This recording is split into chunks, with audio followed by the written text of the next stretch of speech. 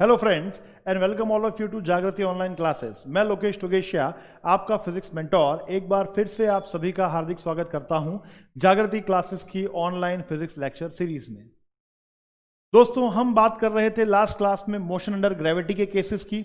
हमने different cases consider किए, कुछ एग्जाम्पल्स देखे और मैंने कहा था कि कुछ एग्जाम्पल्स इसके और हम कंसिडर करेंगे और उसके बाद हमारे नेक्स्ट टॉपिक पर चलेंगे। ठीक है, आइए देखिए, एक क्वेश्चन ले रहा हूं मैं मोशन अंडर ग्रेविटी का ही। क्या है? N object throws vertically upward with speed u meter per second. An object throws vertically upward with speed u meter per second. ठीक है, comes or returns to ground after some time. Find. क्या कह रहा है question? An object throws vertically upward with u metre पर second. यहां पर जो इनिशियल वेलोसिटी है वो कितनी है? ठीक है, किस स्पीड से उसको ऊपर फेंका जा रहा है? u मीटर पर सेकेंड से। और ऑब्जेक्ट जो है वो कुछ टाइम बाद ग्राउंड पर पहुंच जाता है। तो फर्स्ट पॉइंट क्या है? Total time to reach the ground. उसको ग्राउंड तक पहुंचने में कितना टाइम लग रहा है? इसे हम टाइम ऑफ फ्लाइट भी कहते हैं दोस्तों। Time of flight, total time to reach the ground. Second is maximum height attained. Maximum height attained. Third, total distance covered in journey. Total displacement. Total displacement, ये चार चीजें आपको यहां पर कैलकुलेट करनी है। क्या कह रहा है? An object throws vertically upward with speed u meter per second and returns to the ground after some time. Then find out total time to reach the ground, maximum height attained, total distance covered in journey and total displacement. चलिए इस question को solve करते हैं। किस तरह से करेंगे? देखिए, कंडीशन क्या है हमारी कि एक बॉल है जिसको यहां से क्या किया गया है? कुछ इनिशियल वेलोसिटी प्रोवाइड करके थ्रो किया गया है। तो कुछ देर बाद ये बॉल दोबारा घूम करके कहां आ जाएगी? इसी पॉइंट पर आ जाएगी। दोबारा घूम करके इसी पॉइंट पर आ जाएगी। इस बॉल को जिस स्पीड से फेंका गया है वो है u मीटर पर सेकेंड। तो सबसे पहले आपको क्या करना है? Time of flight. देखिए, टाइम ऑफ फ्लाइट कैसे फाइंड करेंगे? दो तरीके हैं इसके। एक, पहला, हम जानते हैं time of ascent is equals to time of descent. मैंने बता रखा है आपको, ऊपर जाने में इसको जो टाइम लगता है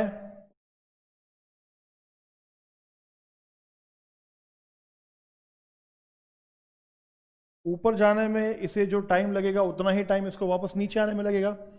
तो हम ऊपर जाने का टाइम की बात करते हैं यहां पर। पहले टाइम ऑफ एसेंट, पहले हम इसके ऊपर जाने की बात करते हैं गाइस। ऊपर जाएगा तो देखिए यहां पर इनिशियल वेलोसिटी जो है वो कितनी है? u। और ऊपर जब जा रहा है तो ऊपर की डायरेक्शन में फाइनल वेलोसिटी क्या होगी? क्या जीरो होगी क्या? ठीक है, अपवर्ड डायरेक्शन में। इस पॉइंट पर ये इसका मैक्सिमम हाईएस्ट पॉइंट है। इस पॉइंट पर हमेशा फाइनल वेलोसिटी क्या होगी, 0 मीटर पर सेकेंड। क्लियर? एक्सेलरेशन जो होगा वो तो हमेशा g ही होगा। क्लियर है? ऊपर जाने के केस में यहां पर फर्स्ट इक्वेशन हम अप्लाई करते हैं, फर्स्ट इक्वेशन ऑफ मोशन। वो क्या हो जाएगी guys, v is equal to u minus g t. क्या माइनस ही आएगा? जी हाँ माइनस आएगा, क्योंकि नीचे से ऊपर जाने के केस में इक्वेशंस मैंने आपको लिखवा रखी है इन वेक्टर सेंस में। नीचे से ऊपर जाने के केस में आपकी इक्वेशन जो होगी मोशन की वो v is equal to u minus g t लिखी जाती है। अब देखिए यहां पर v तो हो गया 0, u अपवर्ड डायरेक्शन में है तो पॉजिटिव, g माइनस का और ये t, तो यहां से t की वैल्यू, सॉरी यहां से t की वैल्यू क्या बन जाती है, u अपॉन g। t की वैल्यू क्या बन जाती है guys, u upon g। t बन जाता है यहां पर आपका u अपॉन g। क्लियर? ये आपका टाइम ऑफ एसेंट हो गया। तो यही क्या हो जाएगा, टाइम ऑफ डिसेंट भी हो जाएगा। तो total time of flight t क्या होगा, 2 इंटू टी, जितना टाइम इसको ऊपर जाने में लगा है t is equal to u by g, उतना ही टाइम इसको नीचे आने में लगेगा, t is equal to u by g. तो टोटल टाइम ऑफ फ्लाइट हो जाएगा इसका 2t। वैल्यू पुट करेंगे तो 2u अपॉन जी, ये इसका टोटल टाइम ऑफ फ्लाइट हो जाएगा 2u बाय जी। देख लीजिए ये हमारा पहला आंसर है, total time of flight. Is it clear? देखिए इसका सेकंड मेथड भी था, अल्टरनेट मेथड। एक ही इक्वेशन में भी आप इस क्वेश्चन को एंड कर सकते हैं। कैसे? फर्स्ट इक्वेशन लगाइए, लेकिन किसमें, वेक्टर फॉर्म में। किसमें लगाइए, वेक्टर फॉर्म में, मतलब सारी वैल्यूज डायरेक्शन के साथ में क्या कर दीजिए, पुट कर दीजिए होल जर्नी के लिए। किसके लिए, whole journey, complete journey. Complete journey में देखिए u की डायरेक्शन ऊपर ये घूमकर आएगा तो v की डायरेक्शन कहां होगी, v की डायरेक्शन नीचे होगी गाइस। अच्छा, क्या v की वैल्यू u के इक्वल होगी यहां पर, क्योंकि ये सेम हॉरिजॉन्टल पॉइंट है। कैसा पॉइंट है, सेम हॉरिजॉन्टल पॉइंट है। तो इस सेम हॉरिजॉन्टल पॉइंट पर जाते हुए स्पीड और आते हुए स्पीड, ठीक है, सेम होती है, सिर्फ डायरेक्शन का डिफरेंस होता है। तो ये क्या हो गया, माइनस ऑफ u, ये हो गया plus of u। Acceleration is always negative. ये हो गया आपका total time t। Complete journey के लिए, कंप्लीट जर्नी के लिए हमने एक ही इक्वेशन यूज कर ली है, कंप्लीट जर्नी, इसको डिवाइड नहीं किया है।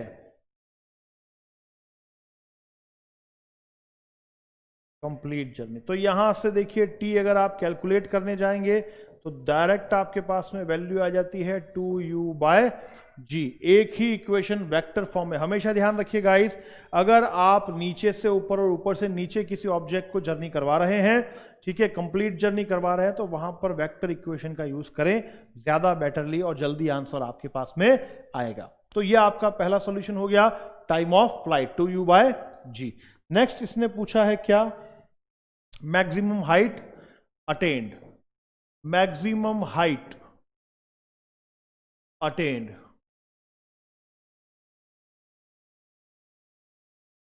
मैक्सिमम हाइट अटेन्ड क्या है, देखिए मैक्सिमम हाइट इसकी ये है, ग्राउंड से यहां तक, ये कह सकता हूं मैं maximum height attend. Clear?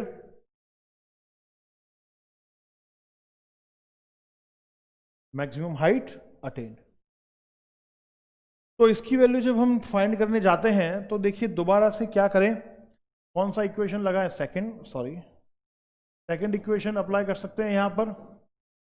s is equals to u t minus half g t square, minus लगेगा, या फिर क्योंकि टाइम है हमारे पास, टाइम अब है हमारे पास, ठीक है, आप चाहे तो ये कर दीजिए, और अगर इसको सिंपल करना चाह रहे हैं तो थर्ड कर लीजिए, थर्ड भी कर सकते हैं आप, या चलिए सेकंड से ही कर लेते हैं, सेकंड से कर लेते हैं। नाउ सेकंड से अगर मैं करता हूं तो s की जगह क्या आ जाएगा, h, इनिशियल वेलोसिटी u, सिर्फ ऊपर, यहां पर ये जो टाइम है ये कंप्लीट जर्नी का टाइम नहीं है, सिर्फ ऊपर जाने का टाइम है, ध्यान रखिएगा। तो ऊपर जाने का टाइम कितना है, u अपॉन जी, कितना है guys, u upon g, minus half g u by g t square, क्योंकि यहां पर t जो है वो क्या है, टाइम ऑफ एसेंट। इस टाइम ऑफ एसेंट में ही तो ये एच हाइट कवर करेगा। टोटल टाइम अगर आपने लगा दिया तो एच हाइट कवर नहीं होगी उसकी, वापस नीचे आ चुका है वो। तो एच की वैल्यू हो जाती है u square upon g minus g by two u square upon g square. G से जी कट जाएगा यहां पर, एच आपके पास में आ रहा है u square upon g minus u square upon two g. H आ रहा है आपके पास u square upon g minus u square upon two g. अगर आप इसे सॉल्व करेंगे तो देखिए u square by g common आएगा, वन माइनस टू जाएगा, वैल्यू बनेगी आपके पास में u square upon two g. Simple, ये वैल्यू बचेगी आपके पास u square upon two g. ये वैल्यू हो जाएगी maximum height attained, u square upon two g. Clear? C point इसका total distance covered. C point की अगर मैं बात करूं, टोटल डिस्टेंस कवर करने की अगर मैं बात करूं गाइस, तो ये क्या हो जाएगा, देखिए टोटल डिस्टेंस कवर में हम डिस्कशन करें यहां पर, तो डिस्टेंस क्या होता है, x is equals to x1 plus x2। ठीक है, टोटल डिस्टेंस कभी भी नेगेटिव नहीं होता। नीचे से जब ये ऑब्जेक्ट ऊपर गया तो देखिए अगर हम थोड़ा सा दिमाग यूज करें तो नीचे से ऊपर की डिस्टेंस कितनी, u square upon two g, plus जब ऊपर से नीचे आएगा तो फिर से ये कितने डिस्टेंस कवर करेगा, u square upon two g. Distance लेनी है, मतलब लेंथ ऑफ द पाथ, नीचे से ऊपर के पाथ की length u square by two g, तो ऊपर से नीचे के पाथ की सेम लेंथ ही होगी यू स्क्वायर बाय टू जी। दोनों ऐड कर देंगे तो आपके पास में आंसर आ जाएगा यू स्क्वायर अपॉन जी। दोबारा से ये आ जाएगा टोटल डिस्टेंस कवर्ड। ये सी पार्ट हो गया हमारा guys, total distance covered which is u square upon g. देख सकते हैं आप, किसी तरह की दिक्कत हो तो बताइए, आई होप कोई प्रॉब्लम नहीं होगी। देख सकते हैं आप u square by g. Clear? Last में मैं यही कर देता हूं, क्या पूछा है, D point total displacement.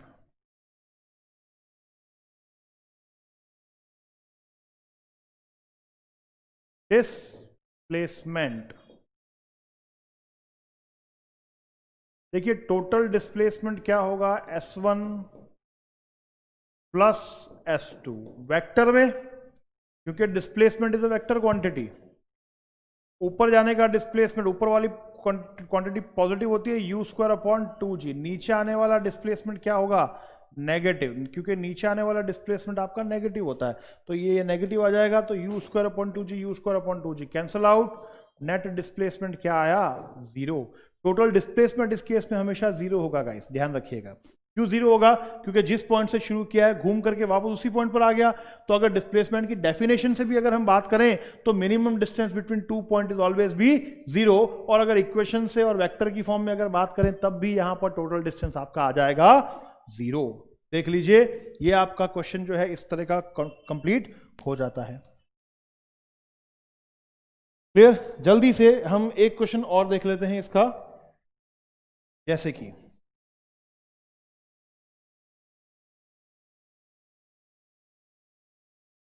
a particle releases from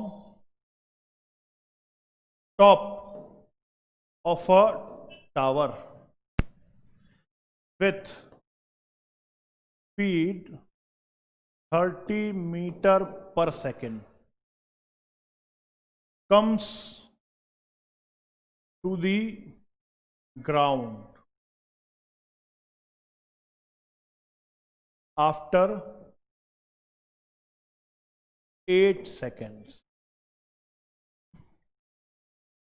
Find the height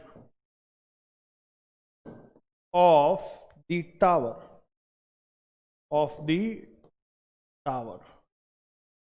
Find the height of the tower. क्या कह रहा है, a particle releases from top of a tower with speed 30 meter per second comes to the ground after 8 seconds. Find the height of the tower. Tower की height calculate करनी है आपको। देखिए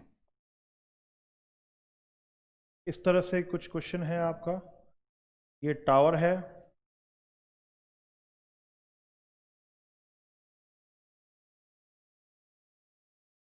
ये आपका क्या है, टावर है। इस टावर से एक पार्टिकल को क्या किया जाता है, रिलीज किया जाता है, और ये पार्टिकल कुछ इस तरह की जर्नी अटेंड करके ग्राउंड पर पहुंच जाता है।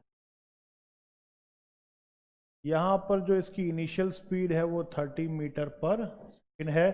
टोटल टाइम ऑफ फ्लाइट इसका कितना है, 8 सेकेंड। आपको ये आइडेंटिफाई करना है हाइट ऑफ दी टावर, जिस हाइट से इसको फेंका गया है उस टावर की हाइट।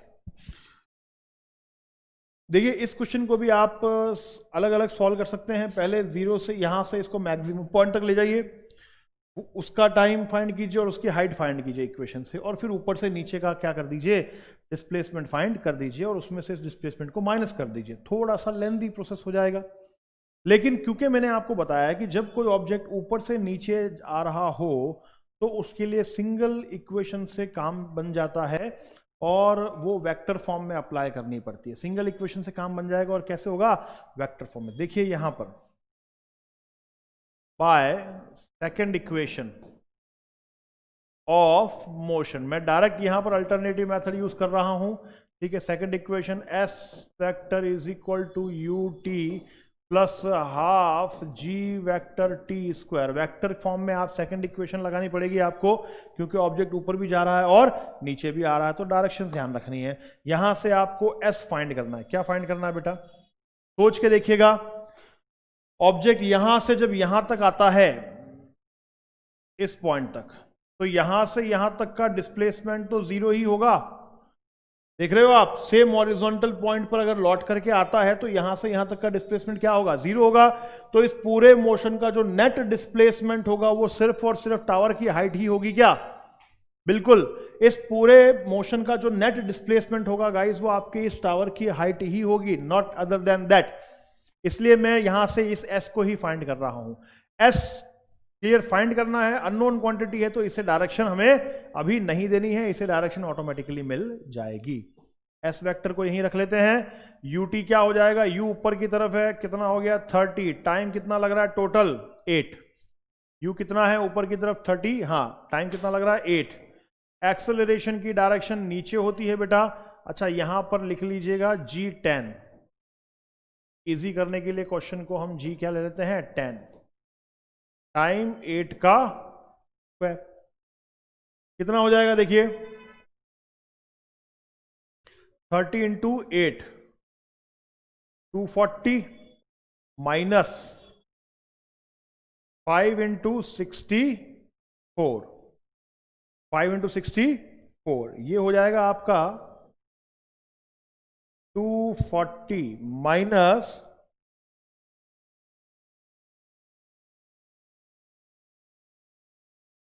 64 को देख लीजिए, 5 से मल्टीप्लाई करेंगे तो 5 4 जा 20, 5 6 जा 30, 30 और 2 4 जा 22 आ गया, 5 6 जा 30, 30 और 2 32, तो ये आ गया आपके पास 320। कितना आ गया गाइस, 320। ये आ गया हमारे पास में 320। तो 320 में से अगर 240 को माइनस कर देते हैं तो देख लीजिए एच वेक्टर आ जाता है आपके पास minus of 80 metres, minus of 80 metre. मतलब डिस्प्लेसमेंट जो होगा आपका वो किसी डायरेक्शन में होगा, डाउनवर्ड डायरेक्शन में होगा, नीचे की तरफ होगा, और वैल्यू क्या होगी, एस मीटर होगी।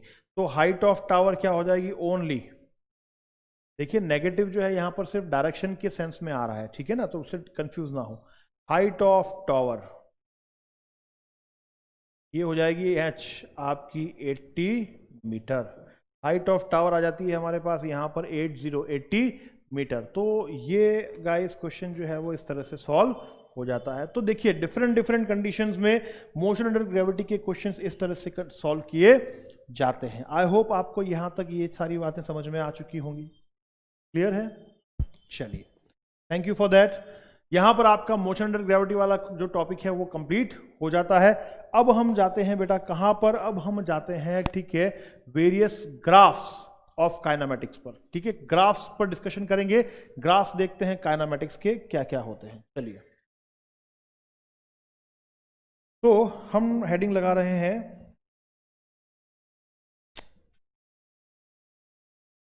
Various graphs in kinematics.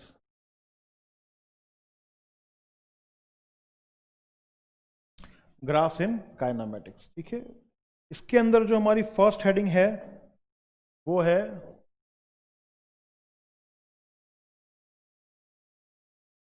For uniform velocity motion. For uniform velocity motion, अगर कोई ऑब्जेक्ट यूनिफॉर्म वेलोसिटी से क्या कर रहा हो, मोशन कर रहा हो, यूनिफॉर्म वेलोसिटी से मोशन कर रहा हो, तो उसके लिए हमें ग्राफ्स बनाने हैं। किन किन के बीच में ग्राफ्स बनाने हैं, ठीक है। S T, displacement time graph, sorry, displacement time graph. Second is VT, velocity time graph. Third is xt, distance time graph, sorry, speed time graph, और fifth one is acceleration time graph. ये सारे graph, ये 5 तरह के basic graphs होते हैं kinematics में। Displacement time basic graphs, displacement time graph, velocity time graph, acceleration time graph, speed time graph, हाँ, डिस्टेंस टाइम ग्राफ। क्लियर। तो अगर ऑब्जेक्ट यूनिफॉर्म वेलोसिटी से मोशन कर रहा है, तो देखिए यूनिफॉर्म वेलोसिटी से मोशन कर रहा है, इसका मतलब एक्सेलरेशन यहां पर कैसा होगा, 0। एक्सेलरेशन की वैल्यू इस केस में क्या होगी गाइस, अगर ऑब्जेक्ट यूनिफॉर्म वेलोसिटी से मोशन कर रहा है तो 0 होती है। कितनी होती है, 0 होती है। चलिए 0 हो गई। उसके बाद जो फॉर्मूला यहां पर काम आता है, फॉर्मूला एक ही काम आता है, डिस्प्लेसमेंट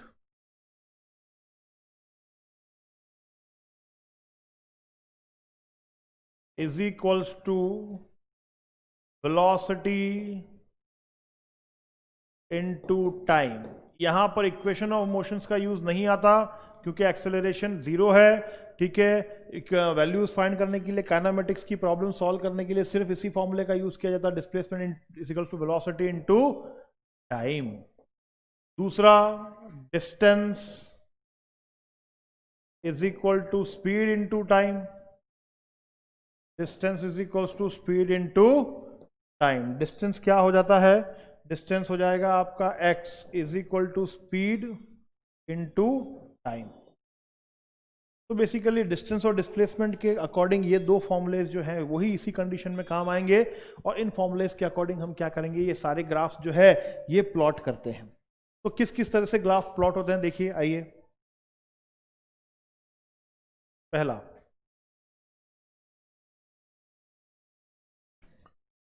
फर्स्ट,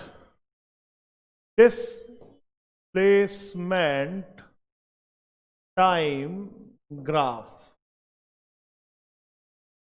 पहला ग्राफ अगर हम देखें डिस्प्लेसमेंट टाइम ग्राफ, तो यहां पर देखिए कि जो इक्वेशन है आपकी वो क्या है डिस्प्लेसमेंट टाइम ग्राफ के लिए, S is equal to v t. V क्या है, कांस्टेंट, वी यहां पर कांस्टेंट है। क्लियर। और ये जो S is equal to v t है ये सेटिस्फाई कर रहा है y is equal to m x, straight line equation को। किसको, स्ट्रेट लाइन इक्वेशन को मैथ्स में बताया जाता है। क्लियर। और एस जो है वो डायरेक्टली प्रोपोर्शनल हो गया टी के, क्योंकि वेलोसिटी कांस्टेंट है। तो एस अगर डायरेक्टली प्रोपोर्शनल टी के, दोनों की पावर जो है वो सिंगल सिंगल पावर है, तो इनके बीच में जो कर्व बनता है गाइस, वो कर्व बनेगा स्ट्रेट लाइन। वो कैसा कर्व बनेगा, स्ट्रेट लाइन। टाइम और डिस्प्लेसमेंट, ये कर्व बन जाएगा आपका सिंपल स्ट्रेट लाइन, और ओरिजिन से शुरू होगा। ये डिस्प्लेसमेंट टाइम ग्राफ यहां पर ये बनेगा। क्लियर। चलिए सेकंड की बात करें, यहां पर, तो velocity time graph, velocity time graph, ये जो कंडीशन आपको दे रखी है इसमें ऑब्जेक्ट की जो वेलोसिटी है वो कांस्टेंट है। क्या है? कांस्टेंट है, मतलब टाइम के साथ में वेरी हो ही नहीं रही है। अगर ये आपकी वेलोसिटी कांस्टेंट है तो इसके लिए वेलोसिटी टाइम ग्राफ सिंपली क्या बनना चाहिए? ये बनना चाहिए टाइम वेलोसिटी। ये ग्राफ बनेगा simple a parallel line. Simple parallel line बनेगी क्योंकि टाइम के साथ में वेलोसिटी चेंज नहीं हो रही है आपकी। क्लियर? चलिए third, distance time graph.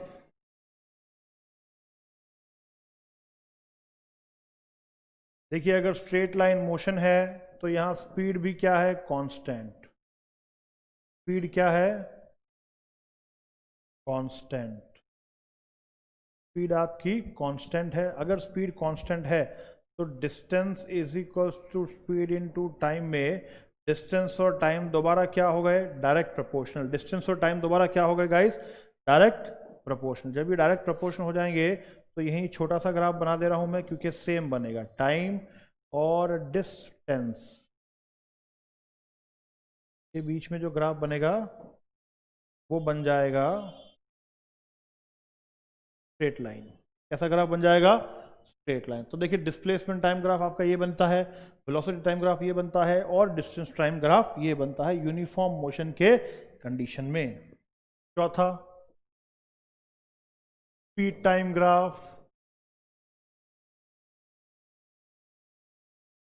Speed time graph दोबारा से यहां पर जो स्पीड है आपकी वो कांस्टेंट है। अगर स्पीड कांस्टेंट है तो ग्राफ कैसा बनेगा? आप जानते हैं, टाइम की एक्सिस यहां आएगी, स्पीड की एक्सिस यहां आएगी और ये जो कर्व बनता है ये बिल्कुल एक पैरेलल लाइन बनेगा क्योंकि स्पीड हमारी कांस्टेंट है। Fifth, acceleration time graph. देखिए इस कंडीशन में, जो कंडीशन आपको दे रखी है उस कंडीशन में एक्सेलरेशन क्या है? जीरो है। क्यों जीरो है? क्योंकि वेलोसिटी कांस्टेंट है और जब ऑब्जेक्ट की वेलोसिटी कांस्टेंट होती है तो उसका एक्सेलरेशन जीरो होता है। ये हम ऑलरेडी डिस्कस कर चुके हैं। तो यहां पर देखिए अगर मैं ग्राफ प्लॉट करूं तो सीधी सीधी सी बात है, कोई ग्राफ प्लॉट होगा ही नहीं क्योंकि एक्सेलरेशन का कोई वेरिएशन यहां पर देखने को नहीं मिलेगा। आपका टाइम बढ़ता चला जाएगा बट एक्सेलरेशन जीरो का जीरो ही रहेगा गाइस। तो यहां पर कोई वेरिएशन हमें देखने को नहीं मिलेगा। तो इस तरह से जो आपकी सिचुएशन है फॉर यूनिफॉर्म वेलोसिटी मोशन, अगर कोई ऑब्जेक्ट यूनिफॉर्म वेलोसिटी में मोशन करता है तो उसके पांचों ग्राफ, ये वाला displacement time, velocity time, distance time, speed time और एक्सेलरेशन टाइम ग्राफ इस तरह से यहां पर बनेंगे। Is it clear?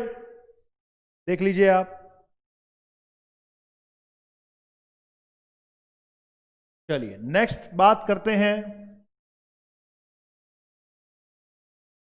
For uniform accelerated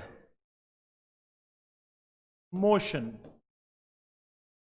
uniform accelerated motion की बात करें अगर हम, यूनिफॉर्म एक्सेलरेटेड मोशन का मतलब क्या हो गया? ए यहां पर हो जाएगा आपका कांस्टेंट। क्लियर? और यहां पर हम जो भी रिलेशन बनाएंगे, ठीक है, वो किसके अकॉर्डिंग बनेगा? इक्वेशंस ऑफ मोशन के अकॉर्डिंग बनेगा guys. U t plus half a t square v square equals to u square plus 2a। जो भी इक्वेशंस बनती है यहां पर ये इन इक्वेशन ऑफ मोशंस के अकॉर्डिंग, जो भी ग्राफ बनता है ना वेरियस वेरियस क्वांटिटीज के बीच में, वो इन इक्वेशन ऑफ मोशंस के अकॉर्डिंग बनेगा। क्लियर? आइए बात करते हैं। पहला,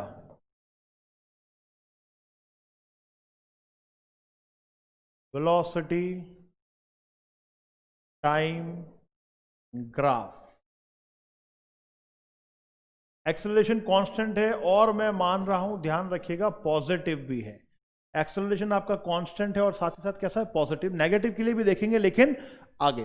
तो वेलोसिटी टाइम ग्राफ की बात करते हैं गाइस। यहां पर वेलोसिटी कहां से आएगी, first equation v is equal to u plus a t. अगर मैं मान लू लेट मोशन कहां से शुरू हो रहा है, रेस्ट से, तो v इज इक्वल टू क्या हो जाएगा, ए टी हो जाएगा आपका। a कांस्टेंट है, मतलब velocity is proportional to t। Velocity जो है यहां पर टाइम के प्रोपोर्शनल है और हमें पता है कि अगर वेलोसिटी टाइम के प्रोपोर्शनल है तो यहां पर vt ग्राफ कैसे बनेगा, ये टाइम की एक्सेस, ये वेलोसिटी की एक्सेस, और ये ग्राफ जो बन रहा है ये कैसा होगा गाइस, स्ट्रेट लाइन। कैसा होगा, straight line, where slope of v t graph क्या होता है, कांस्टेंट होता है, और ये देता है हमें एक्सेलरेशन। ये क्या देता है गाइस, एक्सेलरेशन। आपका velocity time graph in uniform accelerated motion के केस में जब एक्सेलरेशन कांस्टेंट हो और साथ ही साथ पॉजिटिव भी हो, साथ ही साथ क्या हो, पॉजिटिव भी हो। Is it clear, I hope it is. चलिए यहां की बात कर लेते हैं, अब आगे बढ़ते हैं। B, displacement time graph.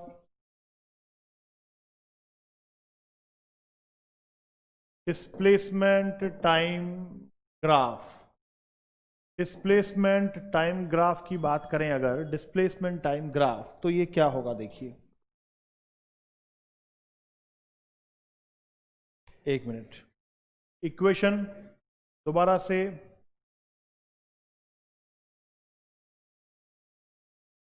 अच्छा इससे पहले एक मिनट, अगर उसी ग्राफ में if u is not equals to zero, अगर u जीरो ना हो तो v is equals to a t plus u को हम कंपेयर करवाते हैं straight line equation y is equals to m x plus c से। काफी बच्चों को पता होगी ये स्ट्रेट लाइन इक्वेशन कहलाती है। क्या कहलाती है, स्ट्रेट लाइन इक्वेशन, जहां m जो होता है वो तो क्या होता है, स्लोप ऑफ ग्राफ, और c को हम बोलते हैं intercept. c is what, c is nothing but your intercept. Intercept क्या होता है, ठीक है, from where the graph starts, ये वो पॉइंट होता है। तो अगर मैं इससे कंपेयर करता हूं तो मेरा ग्राफ यहां पर, ठीक है, टाइम और वेलोसिटी का ग्राफ जो है वो बन जाएगा। क्योंकि यहां पर इंटरसेप्ट जीरो नहीं है, आपका ग्राफ ओरिजिन से शुरू नहीं होगा, आपका ग्राफ पर्टिकुलर कुछ u वैल्यू से स्टार्ट होगा। ये हम ग्राफिकल मेथड में पहले भी देख चुके हैं, ठीक है। तो घबराने की बात नहीं है, अगर u जीरो नहीं है तो देयर इज नो पॉइंट, ठीक है। आपका ग्राफ बस ओरिजिन से शुरू नहीं होगा। क्लियर, चलिए आगे बढ़े। B point, displacement time graph. यहां पर डिस्प्लेसमेंट टाइम ग्राफ कैसे मिलेगा आपको, second equation of motion. Displacement time graph मिलेगा सेकंड इक्वेशन ऑफ मोशन से। मान के चलिए इनिशियल वेलोसिटी जीरो है, तो s इज इक्वल्स टू क्या रह जाता है, हाफ ए टी स्क्वायर। यहां पर हाफ और a दोनों अगेन क्या है, कांस्टेंट, तो s is proportional to t square. ये y is equals to k x square से कंपेयर होगा। y is equals to k x square क्या है, ठीक है, equation of parabola. y is equals to k x square guys, ये होती है equation of parabola.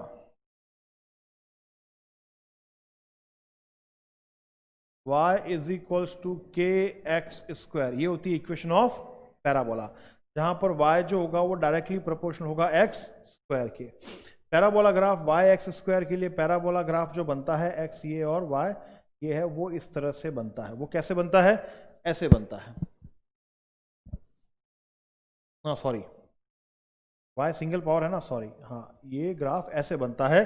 Single power की तरफ क्या होता है, इंक्लाइंड, सिंगल पावर की तरफ होता है ये इंक्लाइंड, y और x के बीच में ग्राफ इस तरह से बनता है, सिंगल पावर की तरफ ये इंक्लाइंड होता है।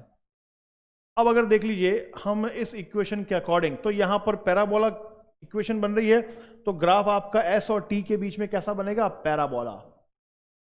पैराबोला ग्राफ यहां पर एस और टी के बीच में बनेगा पैराबोला। तो देखिए इस तरह से टाइम डिस्प्लेसमेंट के बीच में जो ग्राफ बनता है गाइस यूनिफॉर्म एक्सेलरेटेड मोशन में, वो इस तरह से बनता है।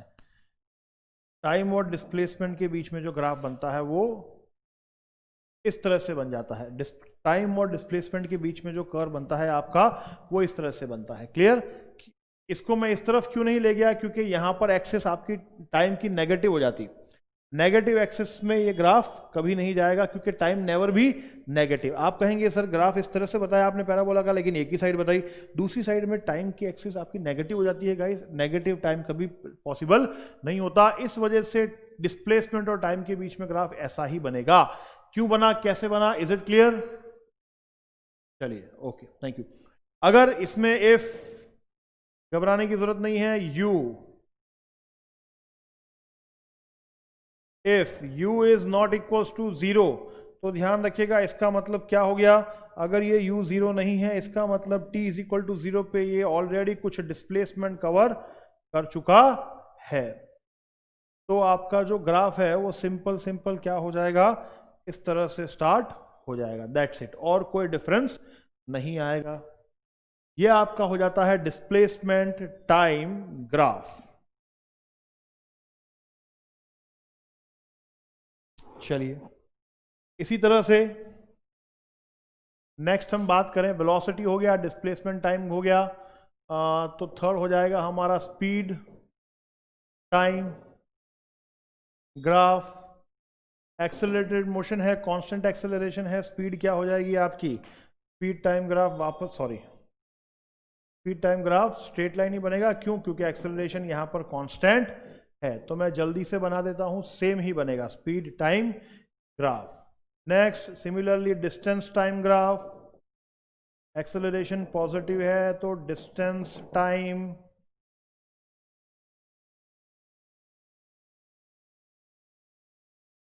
ग्राफ।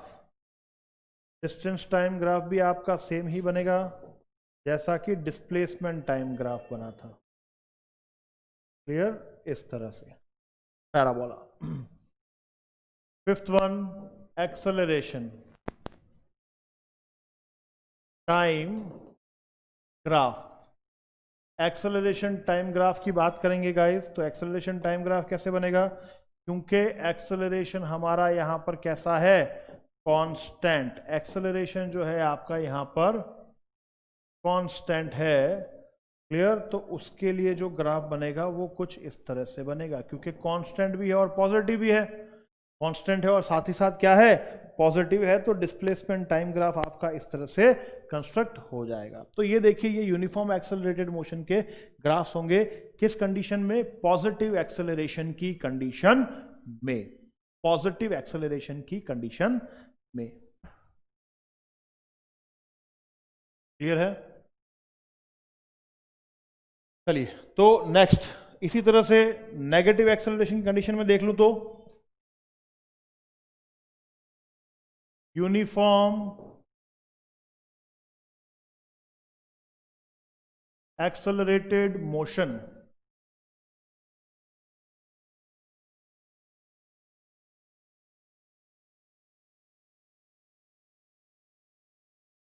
यूनिफॉर्म एक्सेलरेटेड मोशन, लेकिन यहां पर एक ऐसा है नेगेटिव। नेगेटिव मोशन होने का मतलब क्या हो गया? D accelerated. Accelerated motion. D accelerated motion के केस में क्या होगा? डी एक्सेलरेटेड अगर मोशन हो तो देखिए इंपॉर्टेंट ग्राफ्स क्या बनेंगे। पहला,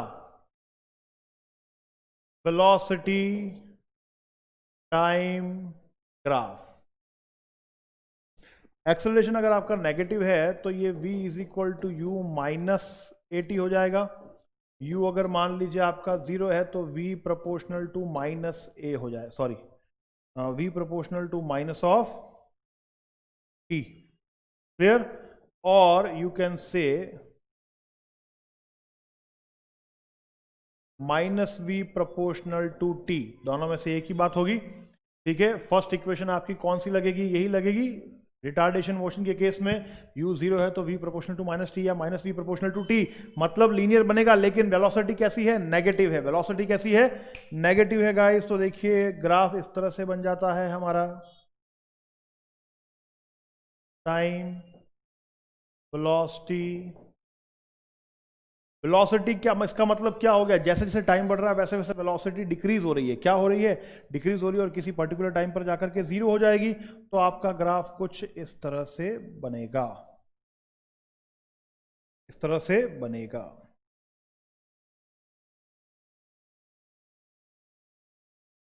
अगर यहां पर ये क्या डिनोट कर रहा है कि यहां इस टाइम t पर आपकी वेलोसिटी क्या हो गई? जीरो हो गई, मतलब आगे चला, धीरे धीरे धीरे धीरे चल के रुक गया। अब अगर रुक करके वो क्या करता है गाइस? पीछे टर्न कर लेता है। क्या कर लेता है? अपनी डायरेक्शन चेंज कर लेता है और वापस से चलना शुरू कर देता है। तो वेलोसिटी जो है वो उसकी ऑपोजिट डायरेक्शन में बढ़ जाएगी। वेलोसिटी इसकी नेगेटिव डायरेक्शन में इंक्रीज होगी। ये t is equal to zero का मतलब इस पर वेलोसिटी एक बार क्या हो गई? डी एक्सेलरेट होकर जीरो हो गई, और उसके बाद में ऑपोजिट डायरेक्शन, ये यहां पर जो मोशन हो रहा है ये ऑपोजिट डायरेक्शन में हो रहा है। ऑपोजिट डायरेक्शन में क्या हो जाएगा? उसकी स्पीड वापस इंक्रीज हो जाएगी। तो वेलोसिटी टाइम ग्राफ ध्यान रखिएगा इस तरह से बनेगा इस केस में। अगर सिमिलरली मैं स्पीड टाइम ग्राफ की बात करूं, देखिएगा speed time graph, D acceleration के केस में, डी एक्सेलरेट मोशन के केस में अगर हम स्पीड टाइम ग्राफ की बात करें तो आपका जो स्पीड टाइम ग्राफ है, यहां पर ले लिया टाइम और यहां पर ले ली स्पीड, तो दोबारा से क्या होगा? देखिए जैसे जैसे टाइम बढ़ेगा वैसे वैसे स्पीड कम होगी, और कम होकर के पर्टिकुलर टाइम पर स्पीड जीरो हो जाएगी। लेकिन उसके बाद अगर डायरेक्शन चेंज करता है और स्पीड बढ़ाता है तो यहां से वापस स्पीड बढ़ेगी, लेकिन ये स्पीड कैसे बढ़ेगी? सेम डायरेक्शन में, because speed can not be negative. Speed can not, हमने ये चीज पहले डिस्कस की है कि स्पीड कभी नेगेटिव नहीं हो सकती। Speed can not be negative, speed negative नहीं होगी। इस वजह से टाइम स्पीड ग्राफ आपका सेम डायरेक्शन में वापस स्पीड इंक्रीज हो जाएगी। वेलोसिटी और स्पीड के ग्राफ में मेन डिफरेंस यही होता है गाइस। वेलोसिटी का ग्राफ क्योंकि नेगेटिव हो सकती है वेलोसिटी, इसलिए नेगेटिव डायरेक्शन में बढ़ेगा जीरो होने के बाद में, बट स्पीड का ग्राफ जो है वो स्पीड जीरो होने के बाद वापस दोबारा सेम डायरेक्शन में ही इंक्रीज होगा, वो कभी भी नेगेटिव में नहीं जाएगा, नेगेटिव में नहीं जाएगा। Is it clear? चलिए, I hope it is clear. Similarly, third, displacement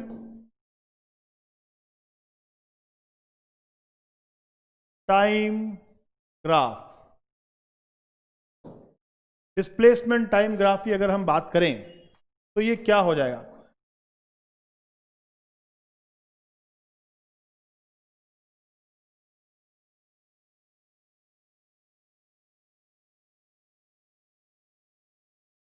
displacement time graph,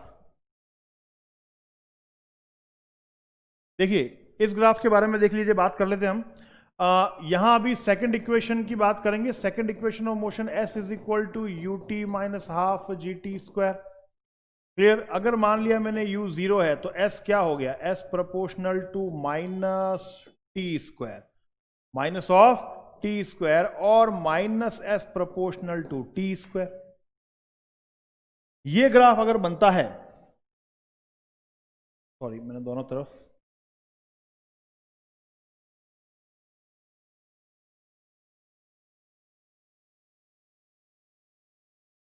इसके अकॉर्डिंग जो पैराबोला बनता है आपका ध्यान रखिएगा, वो पैराबोला गाइस, ठीक है, किस तरह से बनेगा? वो पैराबोला आपका बनेगा नेगेटिव डायरेक्शन, माने इस तरह से। ये पैराबोला आपका इस तरह से बनता है नेगेटिव। जब रिटार्डेशन मोशन हो रहा हो तो ध्यान रखिएगा इस तरह से होगा, और पर्टिकुलर पॉइंट पर पर्टिकुलर टाइम पर जाकर के ये डिस्प्लेसमेंट अचीव कर लेगा और फिर ऑब्जेक्ट रुक जाएगा। ठीक है, पॉजिटिव केस के डायरेक्शन में पैराबोला इस तरह से बनेगा, नेगेटिव केस के डायरेक्शन में पैराबोला इस तरह से बनता है। देख लीजिए, नेगेटिव केस के डायरेक्शन में गाइस पैराबोला आपका इस तरह से बनेगा।